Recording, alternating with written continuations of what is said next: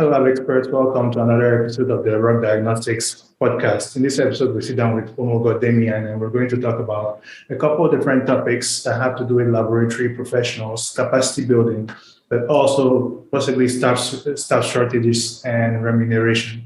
Those are extremely important topics that we all need to have an idea about, especially when it comes to capacity building in order to get better jobs, in order to be better people, in order to be better laboratory professionals. We need to develop our skills.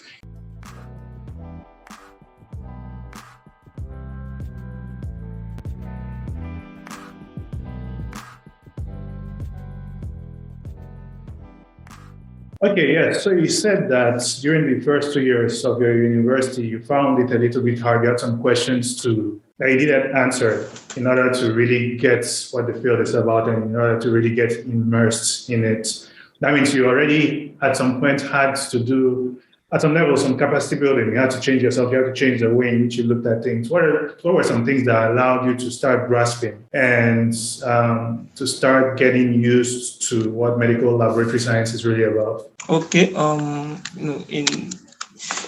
In searching for answers to my rating of questions, I started browsing resources online, making researches, asking questions. But most of the times I was working on the information I got online and then the discussions I had with some senior colleagues and people I could call mentors. I got involved in every medical laboratory science activity in the campus. Yeah. So anyone that has to do med lab, student activity, we are going to this place, we are going to this place, we are going to this state. I would want to get involved. So I will meet new persons there, ask them questions, and then add it to the researches I'm making online so that I will be able to understand and know that, okay, as much as I know these things are happening outside my place, I can also find people physically who can, give me guides and, lead me through how to get to whatever I'm looking at. So I took mentorship very serious within my first 2 years in university because that's where I could call anybody anytime and then I could ask any question and then the answers would come in as fast as I wanted it to. So you did have some programs where that were organized in the university where you actually went out to go and meet people in the field to see what they did? Yes, there are a whole lot of programs. Yeah. Can you give us some examples? Yes, in Nigeria you have NEMELSA. NEMELSA is a Nigerian Medical Laboratory Science Students Association. So it's a national body, and each university that offers medical lab science as a course has a chapter of NEMELSA in it with presidents and executives and all that.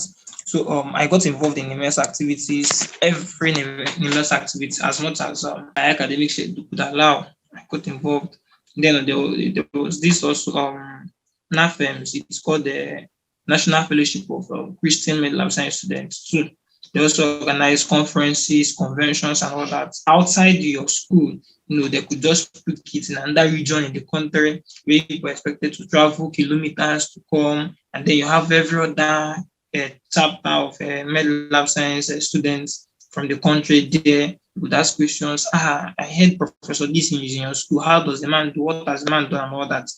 From there you get numbers, you get to, you have questions, you could call, somebody will just give you an answer immediately. Some things that you could find hard to access before, it makes it easier when you get involved with, some student activities while still in school.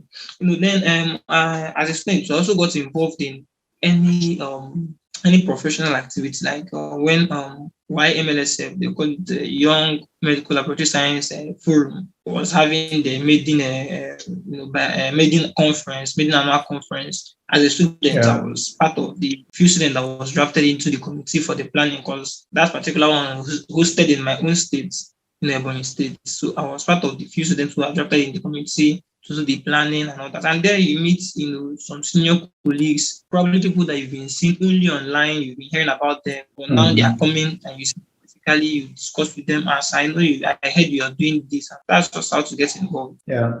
So actually, those sound like excellent programs. I didn't know that things were as developed in the university sector in Nigeria because, for example, when you're talking about NEMELSA, I heard about them, but I didn't know that there was a chapter in pretty much every university now. How do the chapters get created? Is it some students who are interested that decide to start one, or is it that the university starts them? How's the process? Okay, how it's created is that as a national body already, if there's a new university or if there's any university that starts offering med lab science as a course, the national executives, the national body of the association would want to go to the university, reach out to the management of the department or the faculty, if med lab was a faculty, the school or a department.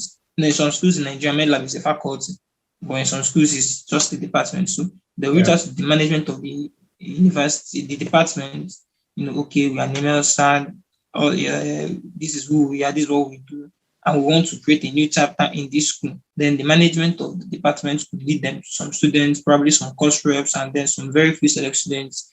From there, they could organize the elections, get students involved, explain to them that this is what we do, and this is why you should be part of this and all that. And students will be pretty much interested in joining, in being part of what they do. Then the next thing, the chapter is created and it's enrolled into the national body. Same applies to NAFEMS too. Okay, I see. And so the students get interested, I'm guessing, mostly because they have a network of people they can speak to, and then they can get to meet others who are also in the field. Yes. All right. Now, you said one thing that was also very important to you in those formative years was internet resources and resources that you found online. What were some of those resources that actually helped you? Okay. When I started as researching, I was just I would just go to Google. When I started, I would just go to Google and type med lab science, and then Google would bring me this more than 50 pages, different articles and all that. So sometimes I could leave what I was looking for and I would just be asking, the roles of medical laboratory professionals in public health, the roles of med lab in this, the roles of that. So I could be getting articles, from Google Scholar, Springer, ResearchGate, and all that. And when I run through these articles, I would also even find the names of some lecturers that I know or maybe I've been hearing about in Nigeria as one of the authors of these things. So I would want to write down their names and know. And does that change as a professional? Or actually, before we get to that point, as far as capacity building is concerned, what are some areas you think professionals in Nigeria need some more help with, as far as skills and competencies that are needed to be efficient on the job market? Okay. As far as that is concerned, professionals in Nigeria, they really need capacity building, and trainings and developments when it comes to the use of technical skills. Let me put it that way: technical skills, use of machines, how to run through, some of these automated analyzers and all that, which basically, because of where we come and where we are, you barely can find any hospital around you that has that. So it's only when maybe you go to the capital cities and when you travel outside the country that you can have them. So if there are ways which, probably in the training curriculum or, the formative years or the first few years of practice, these persons, lab professionals, like we can get access to some of these machines, even when you don't have to use them every time, but at least we understand how these things work, how to do it. I know it can be simple and all that, but, they should just be an idea. So it doesn't just always be theoretical knowledge that is possessed. Then apart from that, lab professionals, we are researchers, probably. Lab professionals are researchers. And, as a lab professional, I think every lab professional should know how to write, do research very well, and how to be able to publish his research work and all that. It doesn't make sense when, as a professional, you've done something, and then you are looking around trying to find who will help you write this, write that, write this article, publish online.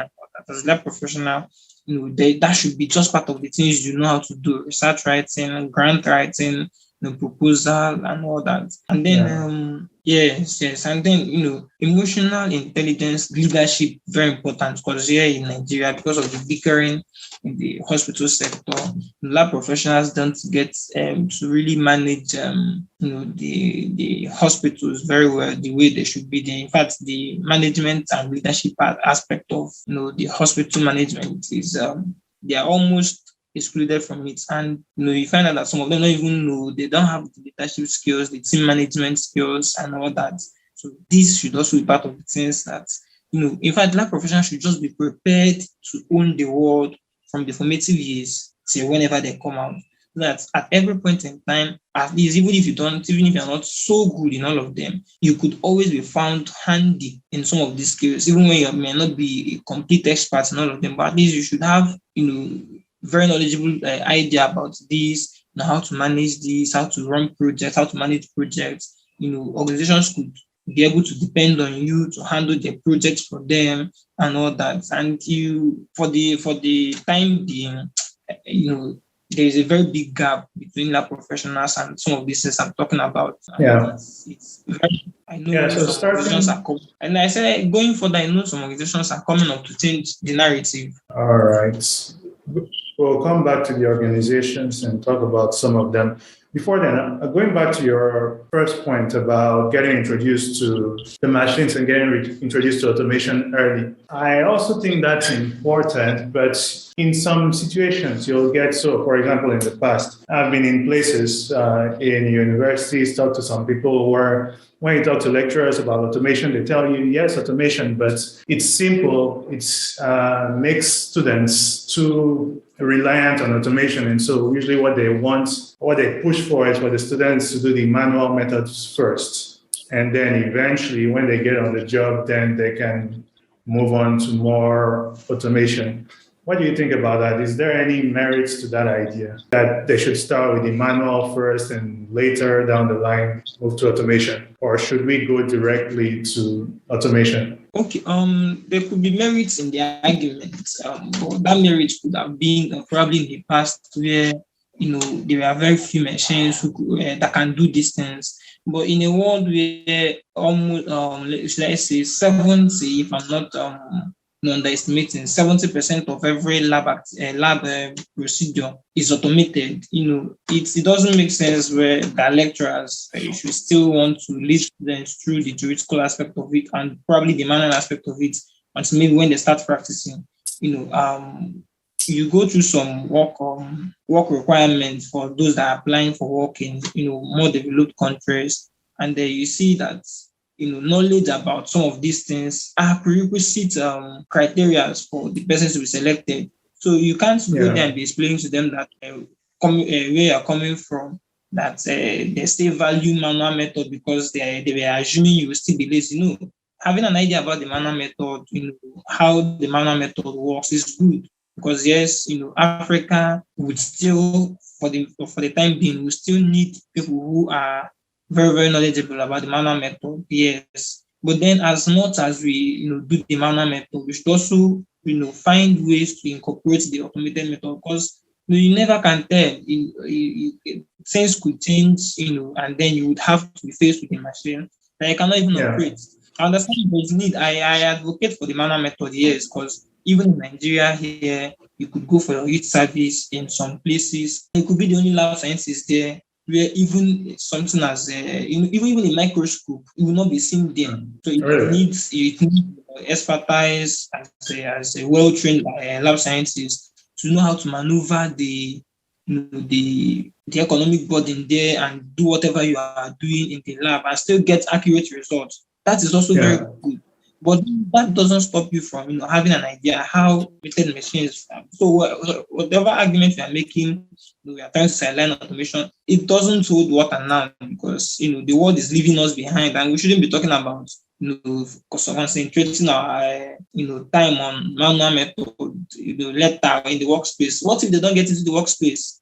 How then into automation method? They need to be have an idea. I'm not saying they should be so good in it. I'm not saying they should have practiced, no, but they should have an idea about how this happens, how this machine is done, all that. Yeah, so essentially what you're saying is there should be some sort of mixture. So it's not just about the manual method, but aside from the manual method, people should also be taught how to use some of the more automated methods so that they find themselves in a laboratory where they have to move more towards the automated sector, then they can actually thrive also in that environment. Yes. Now, about the other points concerning leadership and management.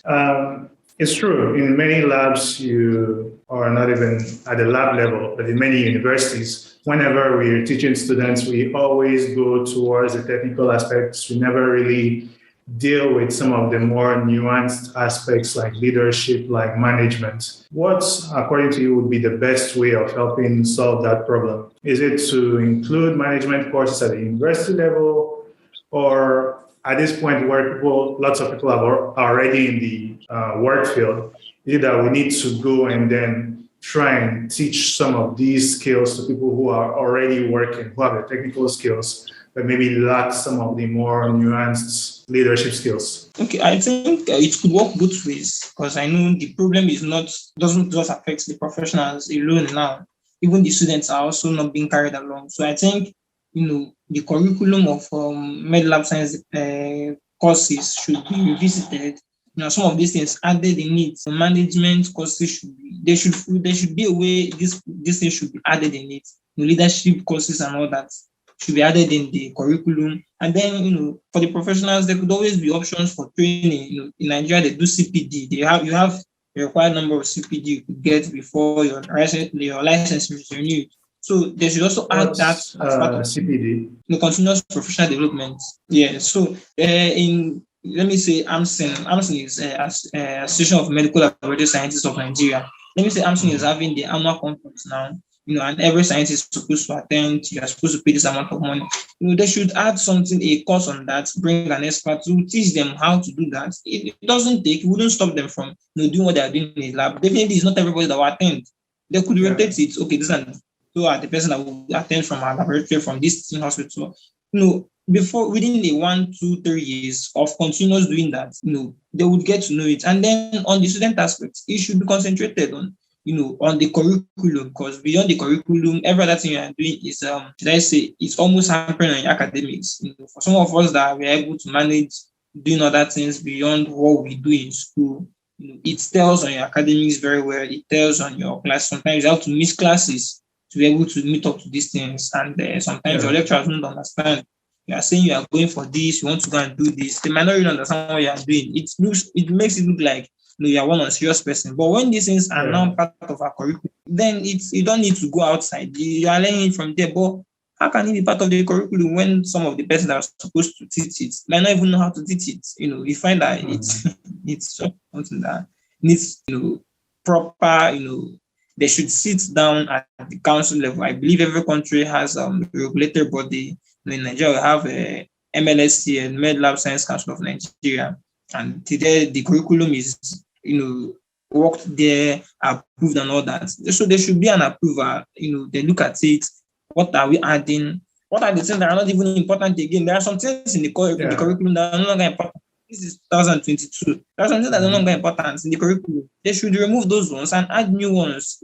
Life is advancing, and the beautiful thing is that med lab science is one course that that is so dynamic and so improving. Like, it improves every single day. So that we should follow up the trend and not just be watching it unfold. We should follow up the trend every time it's improving. Try to catch up, and we should just play the catch up game with the course. Yeah. So it's true that we all have medical laboratory bodies and associations around. So in Nigeria is the MLSC, and maybe we need more young people like you to try and get into the body to try and change things. What are the requirements to get into the to actually be part of the top administration of the association? Is it like a vote? No, it's not like a vote. I can't remember how the stepwise process of getting into the top, or if maybe I will just ask around, and then I'm saying like the professional union, like the Association of Medical Laboratory Scientists of Nigeria. That one is just once you get your license, automatic member. So if you now want to contest for something, you run an election, you get voted for another. But for the council aspect of it, I think that should just be a recommendation from the university, states, and then the government. But the one I know very well is that the registrar of the council is appointed by the president of the country, and then the few governing board members. Because the last appointment, it was announced officially, they were appointed, they were recommended, and then the appointment. I don't know the stepwise process. Yeah. Now, even if the MLSCN is not doing that yet, you did say earlier that there are some organizations that are trying to change that. Can you give us some? So, if there are people who are watching this and who would like to read more about those organizations, can you tell us a little bit about them? Okay. Lead MedLab Africa is one organization Okay. that is doing that. MedLab Kung Fu is one organization that is doing that.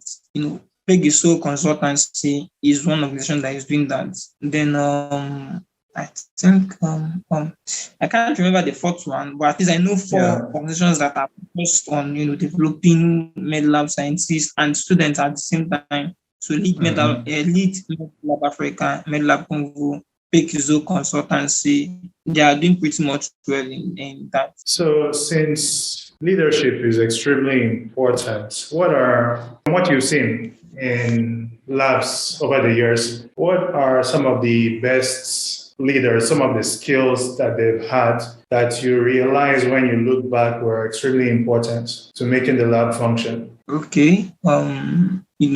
Okay. One of the very, very, very important skills I think the ones I judged to have done well had then was negotiation skills. Really? In Nigeria here, there's always this bickering between med lab scientists, doctors, nurses, and all that.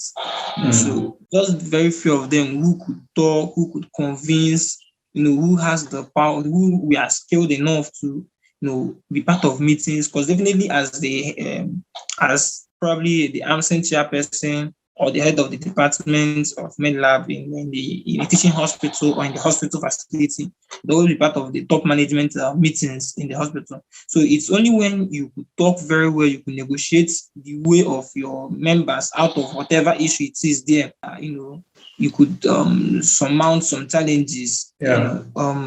Let me use one very good example.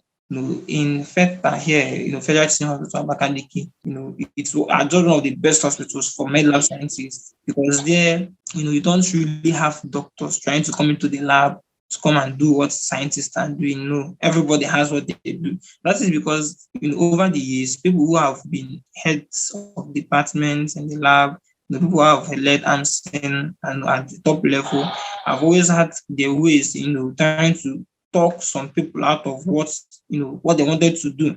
It gets them saying, okay, we want to come, there should be a section for doctors in the lab and all that. At the end of the day, you find that that's no longer happening, because they were able to convince. It mustn't be right. You can just talk it out, stand your ground, negotiate your way out of whatever is happening. And even when the hospital board is not in support of what you are saying, but you must have placed enough facts before them. You must have been able to convince not just them, but every other person in the room that this thing is just something that doesn't even make sense. Even if it makes sense, it's not something the hospital should back on doing now. And then they will understand with you that, okay. Then the second aspect of it, the second very important skill I know is, people who have should I say emotional intelligence. The emotional intelligence aspect of leadership is very, very important, especially in managing the lab, because I'm talking about Africa now. I'm talking about Nigeria particularly, where people really get to understand that healthcare should be really inclusive and all that. And then the professionals don't really know what they should be doing at every point in time. They are more concerned about some other things. So you, as a leader, as someone who really wants to get things right at every point in time, be ready to understand at every point in time that, okay, this should ordinarily be the right thing to do. But because I want to achieve this goal in the lab, because I want this to be done this way, because I don't want to have more, you could be trying to solve an issue and then you create like 10 other issues. But you could leave that particular one and then everything goes back to normal with time. So if for those that are able to understand that, okay, fine, this should be the right thing to be done and all that, we should enforce this particular rule.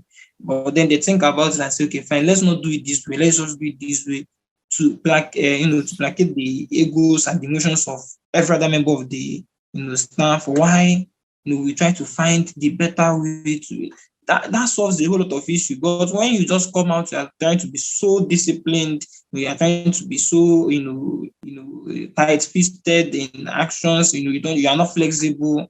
People can't even talk you out of doing something and all that.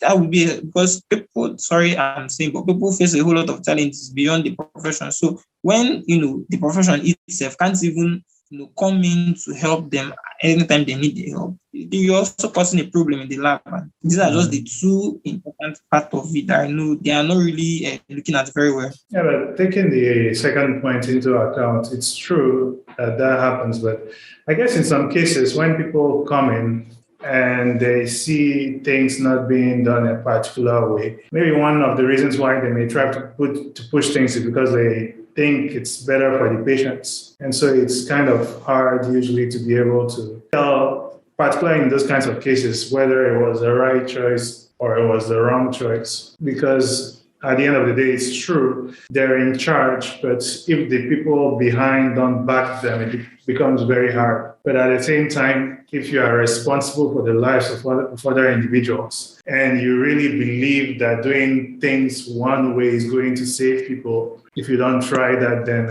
you're not really, how I put that, following your principles either. So I don't know. That one's a hard one.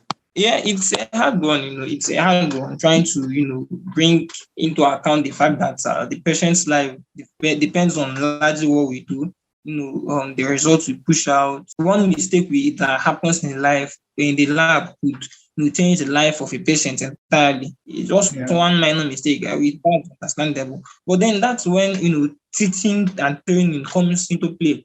I know almost every lab I know has a dedicated day in the week where, at least for some hours, nothing is done in the lab. They just have a meeting and then some trainings. They sit down, teach, do seminar. They even do seminar presentation in the lab. At least I'm using FETA as an example. They do seminar presentation, they do meet, they review the activity of the last week, and then they talk things out. And then this is when you come into play as a leader.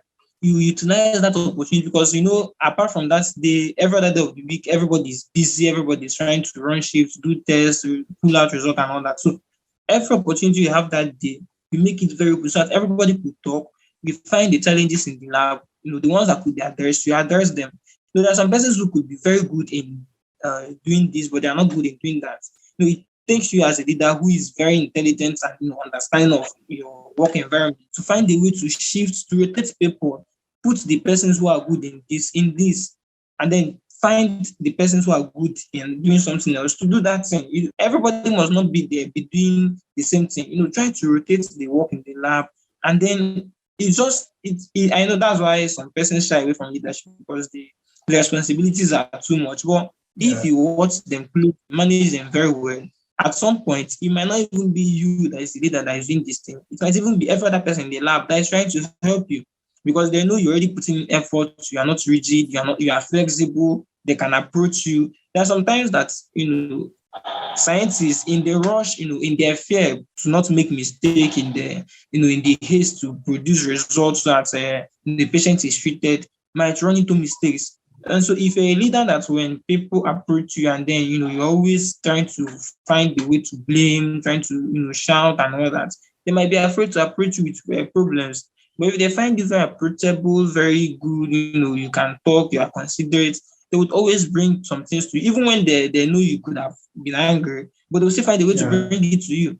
When you address it and, with the help of every other member of your team, you cannot be the only person working there that is the leader. You must have other members who you trust their abilities and then their capacities too. They could, always find a way around this. And it happens very well. And that's why if you go to the labs, there are some units that perform better than every other unit. And it's not because that unit is simpler or anything. It just depends on how they work there, the work attitude there. And that sometimes you could enter a lab and you see a HOD wearing a lab coat doing something on the bench. You ask questions. The person in the call, where is the person? The person went out to buy something. So what is the HOD doing? He likes doing that. It encourages others. You even see them discussing and gisting. They are doing cell counts and they are discussing and they are gisting. It makes it very, very, very lively. And then in labs like that, even when there are issues, the issues will be so managed comfortably that it might not even have to escalate beyond the few persons that are aware about the issue. But when there's a leader that tries to be very, very hard on the people, always trying to enforce principles and discipline without being considerate about the workers there, some of these things, people might just be trying every time to meet up deadlines without the work environment. The work environment will just be very toxic. Let me just put it that way. I see what you mean. Yeah, that makes a lot of sense. So, Damian, we're almost at the end of our time. Thanks a lot for being here with us today and for talking to us. Do you have any last words for anyone watching this episode? Okay. I don't know how far this is going to go, but I just want to encourage the med lab science students wherever they are in Africa, particularly where we are still trying to grapple between our should I say economic burden and the burden of healthcare. I know healthcare is burdensome, especially if you work in public health, you know that healthcare is really, really expensive and all that. So for the med lab science students, I just want to encourage them anywhere they are that they should, not to be confined with whatever they see in the immediate environment. Maybe your school, in your entire department, there could just be just one microscope for like 300 students and all that. Med lab is beyond what you see in your school. That's just something I tell my friends. The med lab is beyond what happens in your own school. What happens in your own school might not even be part of what happens in the med lab profession. So just do what you can there. Try to make researches, ask questions, reach out to people whose passion is to increase the capacity and the professional development and even the public appeal of the profession. Reach out as much as you can, get an idea of what happens in the laboratory world outside your environment, outside your school, and then you could do better. And then to the professionals, I would always want to encourage them. We are, like we say down here, we are the bedrock of modern medicine. Patients' lives depends on us. The hospital depends on us, on our accuracy, on our discipline and all that. So we should always, as professionals, do everything we can to represent the profession very well. And then we should be intelligible. Like we should be very, very intelligent and very exposed. So at every point in time, we could always represent the profession very well and then bring the best out of the profession. Thanks a lot for these words. I hope everyone who hears this is going to be inspired by them. So you heard it, medical lab scientists. As students, if you're in training, try and find mentors, try and find people who can actually help you get to where you want to go. Look around you, find a professional that is where you'd like to be in the future and go and talk to that person. Go and see what that person has to tell you about how they got to where they are. Go and see what the competencies are that allow that person to get to that particular level. And if you're a professional, we need leadership in the field. We need more leaders. So if you can represent the sector, do everything you can, try and learn new skills to be able to be more adaptable. Try, if you're not yet used to automation, to learn a little bit more every day about automation, about machines, about how they work, how they can make our lives, our work more efficient, how they can make us even better medical laboratory scientists. Thanks a lot for listening today and see you next time.